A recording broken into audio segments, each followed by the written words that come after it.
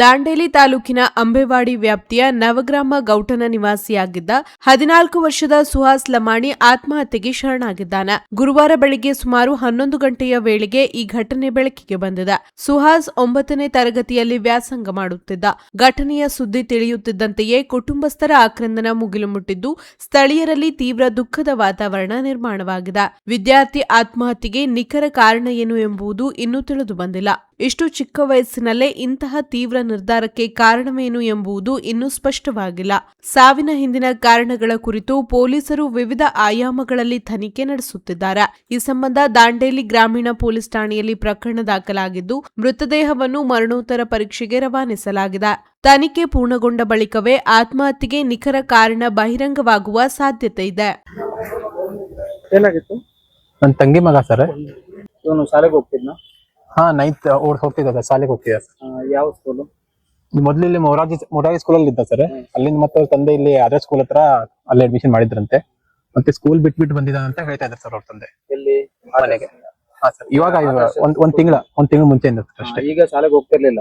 ಇವಾಗ ಶಾಲೆಗೆ ಹೋಗ್ತಾ ಇರಲಿಲ್ಲ. ಶಾಲೆಗೆ ಹೋಗ್ತಾ ಇರ್ಲಿಲ್ಲ. ಯಾಕೆ ಹೋಗ್ತಾ ಇಲ್ಲ? ಏನು ಗೊತ್ತಿಲ್ಲ ಸರ್. ಏನೋ ಅಲ್ಲಿ ನಮ್ಮ ಅಕ್ಕನ ಹತ್ರ ಇದ್ದ ಸರ್ ಅವನು. ಎಲ್ಲಿ?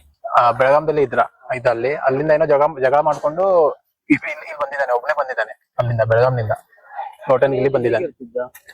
ಹೇಗಿರ್ತಿದ್ದ? ಇಲ್ಲ, ಎಲ್ಲ ನಾರ್ಮಲ್ ಇರ್ತಿದ್ದ ಸರ್, ಹಂಗೇನ್ ಪ್ರಾಬ್ಲಮ್ ಏನಿಲ್ಲ ಸರ್, ಎಲ್ಲ ನಾರ್ಮಲ್ ಇರ್ತಿದ್ದ. ಈ ತರ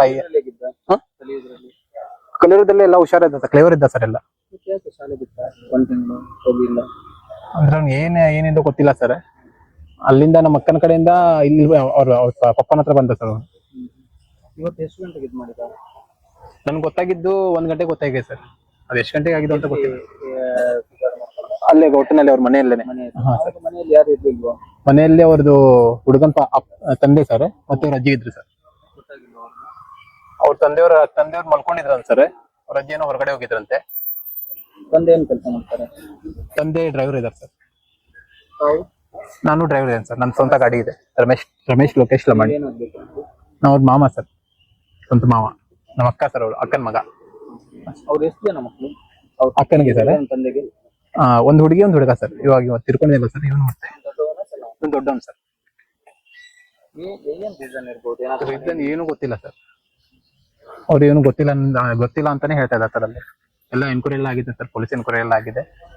ಏನೋ ಅವ್ರ ಪಪ್ಪಾನು ಸರ್ ಮತ್ತೆ ಅವ್ರ ಅಜ್ಜಿನ ಏನು ಗೊತ್ತಿಲ್ಲ ಅಂತ ಹೇಳ್ತಾ ಇದ್ದಾರೆ. ಅಮ್ಮ ಇರ್ಲಿಲ್ಲ? ಅಮ್ಮ ಅವ್ರ ಅಜ್ಜಿ ಸರ್.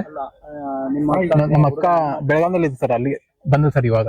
ಅವರು ಬೆಳಗಾಮಲ್ಲಿ ಇರೋದಾ? ಹಾ, ಬೆಳಗಾಂ ಇಲ್ಲ, ಬೆಳಗಾಮಿಗೆ ಕೆಲ್ಸಕ್ಕೆ ಹೋಗಿದ್ರು ಸರ್. ಇವಾಗ ಬಂದಿದ್ದಾಳೆ ಸರ್, ಇವಾಗ ಕಳಿಸಿದೆ.